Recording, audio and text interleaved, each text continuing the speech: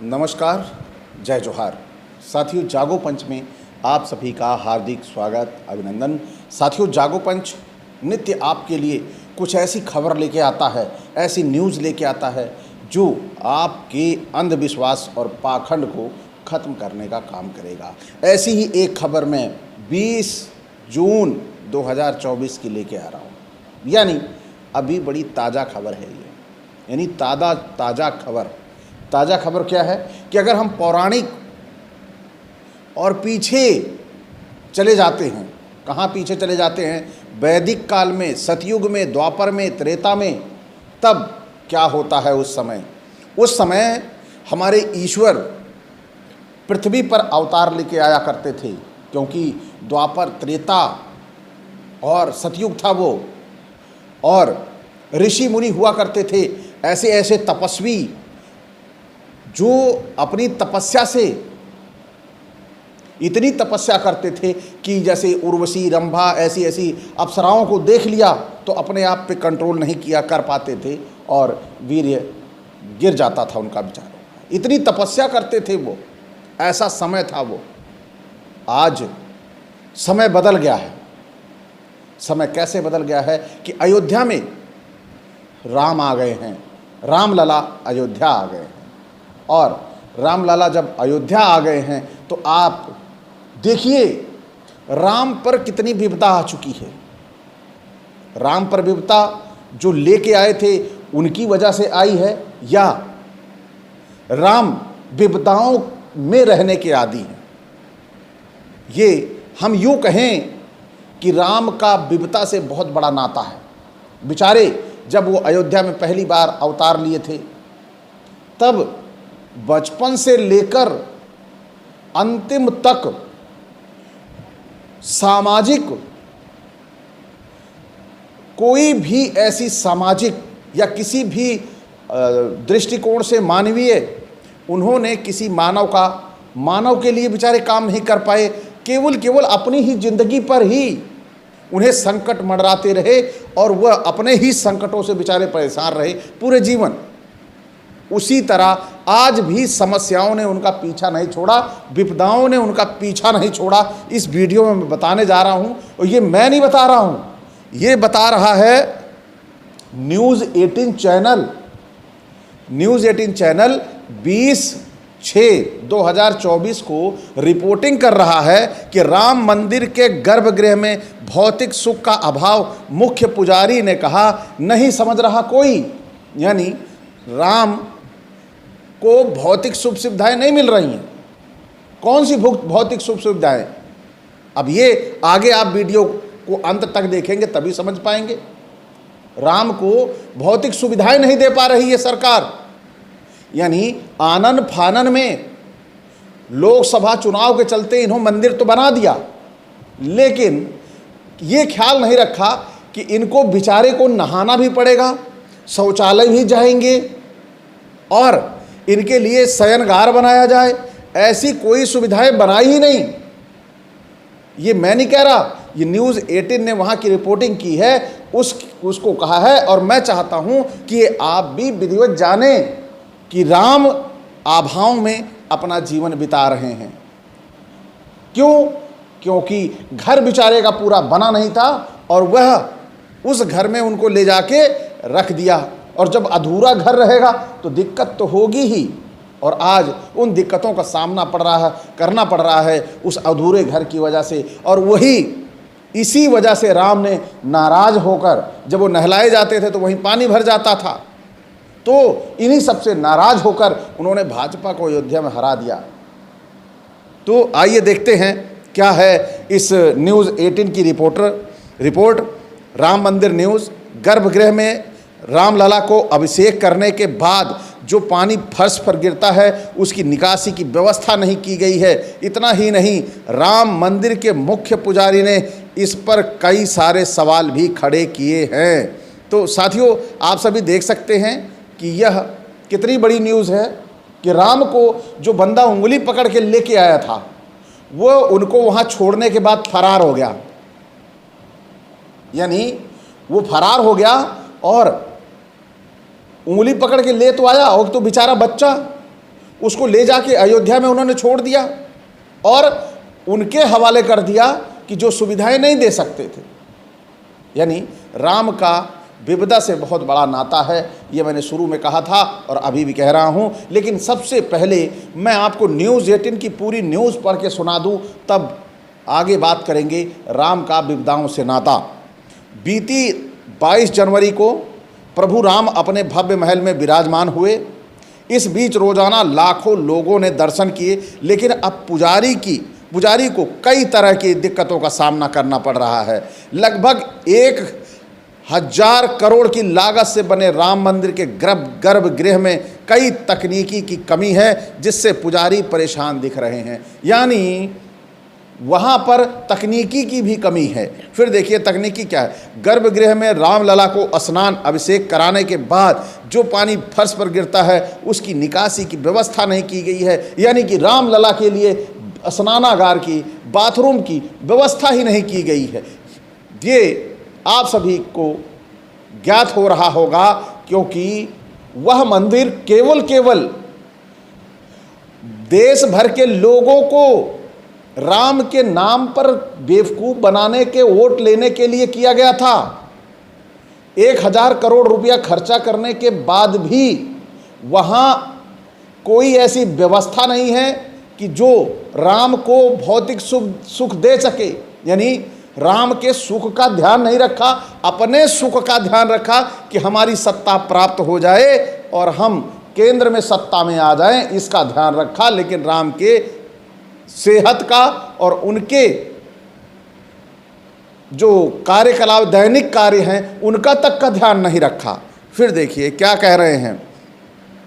जब प्रभु राम का श्रृंगार होता है तो उसके पहले प्रतिदिन उन्हें स्नान कराया जाता है, जिसमें सरयू जल के अलावा उन्हें मधुपर्क से भी स्नान कराया जाता है। मधुपर्क में दूध, दही, घी, शहद मिला होता है। इससे स्नान कराने के बाद उन्हें फिर सरयू जल से नहलाया जाता है। स्नान के बाद जो पानी फर्श पर गिरता है उसे कहाँ ले जाया जाए, यह सवाल बड़ा है। ये बात सही है, क्योंकि हर व्यक्ति के लिए बाथरूम उन्होंने घर बना दिया, और घर में अगर बाथरूम नहीं बनवाया तो फिर क्या मतलब। फिर देखिए ये सवाल तो बड़ा है, लेकिन उन्होंने पानी निकलने का कोई साधन नहीं है, ना ही कोई बनाया। मुख्य पुजारी आचार्य सत्येंद्र दास ने कहा कि गर्भगृह तो अच्छा बना है, लेकिन भौतिक सुविधा नहीं है। इतना ही नहीं, चिलचिलाती धूप और गर्मी में प्रभु राम कूलर के सहारे हैं। एसी भी खराब पड़ा है। अरे भैया, राम के लिए एसी तक की व्यवस्था नहीं कर पाई है, और एसी भी जो है वो खराब पड़ा है। यानी उसको 1000 करोड़ रुपए खर्चा करने के बाद भी राम के लिए 2-2, 3-3 एसी नहीं लगवा पाए कि एक खराब हो जाए 2 तो 3 चलता रहे। क्या ऐसे अभावों में राम को रखेंगे? राम के साथ वहाँ बेचारे पुजारी भी रहते हैं, वो गर्मी में कैसे जिएंगे? उन पुजारियों के लिए बहुत ज़रूरी है एसी होना, नहीं तो पूजा कैसे हो पाएगी इस गर्मी में। तो सेवकों के लिए बहुत ज़रूरी है, जो वहाँ पे नौकर चाकर हैं उनके लिए एसी होना बहुत ज़रूरी है। तो जब उनके लिए एसी नहीं होगी तो राम की पूजा ढंग से नहीं होगी, और जो राम से की पूजा ढंग से नहीं होगी तो भाजपा हार जाएगी, ये बात पक्की है। और आज भाजपा की राम से भी इन्होंने धोखा किया, यह आप सामने देख सकते हैं। फिर मंदिर के गर्भगृह में कई समस्याएं, यानी अधूरा घर है तो ये समस्याएं थोड़ी होंगी। घर ही अधूरा है, कंस्ट्रक्शन हो रहा है, अब प्लम्बिंग का सिस्टम पूरा लगा नहीं है, अब फिटिंग, इलेक्ट्रिसिटी की फिटिंग पूरी हुई नहीं है, और किसी को घर में शिफ्ट कर दो और कह दो जाओ शौचालय चले जाओ, तो शौचालय में जब सीट ही नहीं लगी है, अधूरा घर है, तो वो उसमें कैसे जाएगा, कैसे बैठेगा? तो वहाँ पे उसे फ्रेश होने में दिक्कत होगी, उसे बोतल में पानी भर के बाहर जाना पड़ेगा। तो क्या ऐसी व्यवस्था उसमें की गई है? राम को कहीं सरयू किनारे बोतल लेके तो नहीं जाना पड़ता। तो ये सारी समस्याएं जब तक होंगी नहीं तब तक हम उसे अधूरा कहते हैं। वैसे ही सभी शंकराचार्यों ने कहा कि वो अधूरा है, लेकिन अब उन्होंने उसकी जिम्मेदारी ले रखी थी, उनको मुखिया बना रखा था, उन्हें श्रेय लेना था कि हमने राम मंदिर बनवा दिया। तो उसी श्रेय के चक्कर में अंधानुकरण करके कि मैं ले लूँ, दुनिया क्या जानेगी कि बना है कि नहीं बना। लेकिन क्या पता भाई, राम ने ही तो न्यूज़ 18 को भेजा कि जाओ इसे दुनिया तक पहुंचाओ। और फिर मैंने जब इसको पढ़ा तो मैंने भी सोचा कि मुझे नियुक्त किया है राम ने, और कि ये मैं आप तक भी पहुंचाऊं, क्योंकि सब कुछ तो वो करता है, सब कुछ तो वो करने वाला है, मैं क्या हूं, मैं तो निमित्त मात्र हूं। तो मैं उसी निमित्त मात्र से आपको भी बता रहा हूं कि राम विपदाओं से भरे पड़े हैं, राम विपदाओं में है, राम दिक्कत में है। उनको एसी नहीं है, नहाने के बाद पानी निकलने की व्यवस्था तक नहीं है, सीवर तक नहीं बनाया। बताइए, ऐसी दिक्कतों में राम को रख दिया तो राम किसके होंगे? समाजवादी पार्टी के होंगे या भाजपा के होंगे? यही समझने वाली बातें हैं।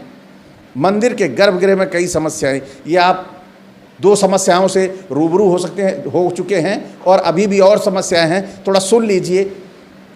श्री राम जन्मभूमि मंदिर के मुख्य पुजारी आचार्य सत्येंद्र दास ने बताया कि प्रभु राम की सेवा आराधना बहुत अच्छे से की जा रही है। सुबह 4 बजे से प्रभु राम की आराधना शुरू हो जाती है, जिसमें सबसे पहले प्रभु राम को नींद से जगाया जाता है। बताइए, ये लोग ऐसे हैं, भौतिक सुख सुविधाओं तो ढूंढ रहे हैं, लेकिन उनको 4 बजे जगा देते हैं। पता नहीं उनकी 4 बजे उठने की आदत है कि नहीं है, लेकिन अब क्या करें।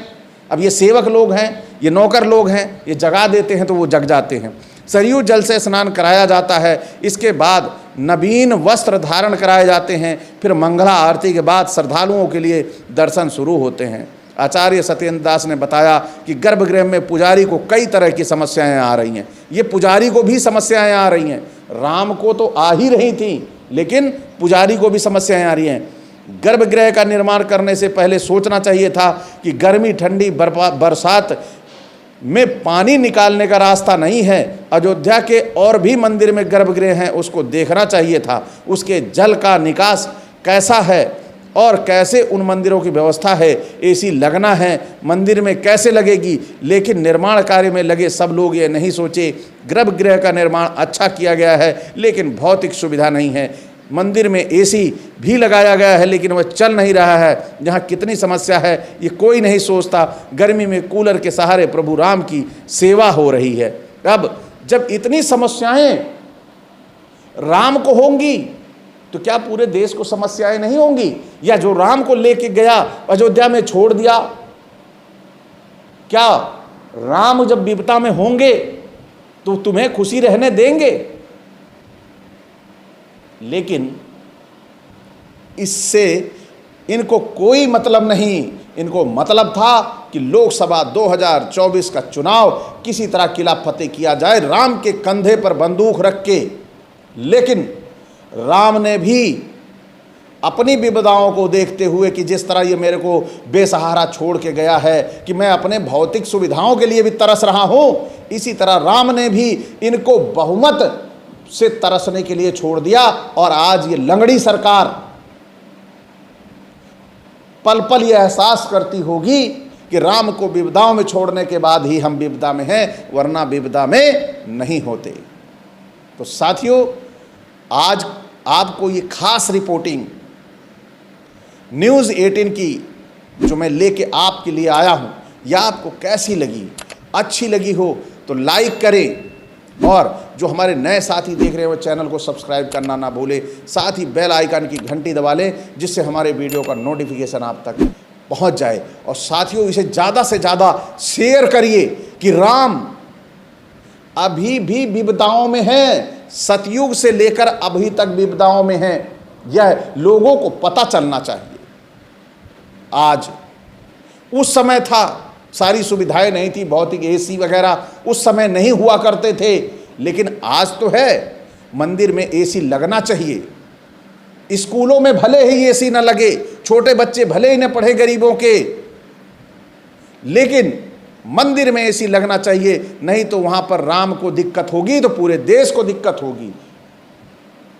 और एसी और नहाने की सुविधा, अरे इन सब की भी बेसिक सुविधाएं जो राम को ना दे पाया, वो आपको कौन सी सुविधाएं दे लेगा? यही हमारे देश की, भारत की जनता को समझने की जरूरत है। जिसने राम को अव्यवस्थाओं में छोड़ दिया, वो आपको कैसे व्यवस्थाओं में छोड़ सकता है? उसी का नतीजा आप देख लीजिए। अभी कल का पेपर कैंसिल किया गया यूजीसी नेट का, और नीट की परीक्षा आपके सामने है। तो ऐसी अव्यवस्थाएं जो राम को अव्यवस्था में छोड़ गया, वो तुम क्या चीज हो भाई? यही समझाने के लिए लगातार जागो पंच प्रयास कर रहा है। यहां राम की गलती नहीं है। राम यदि ईश्वर है तो अपना देखेंगे जो उनको करना है, लेकिन जिसने ईश्वर की जिम्मेदारी ली, उसने ईश्वर को विपन्नताओं विपदाओं में छोड़ दिया। तो साथियों, आप भी समझें कि कैसे विपदाओं में घिरे हुए हैं और कैसी विपदाएं आप पिछले 10 सालों से झेल रहे हैं, यह आपको बहुत अच्छी तरह पता है। तो इन्हीं विपदाओं से बचाने के लिए, अंधविश्वास और पाखंड को खत्म करने के लिए जागो पंच लगातार लगा हुआ है। और इसी के साथ अब जागो पंच आपसे विदा चाहता है। नमस्कार, जय जोहार।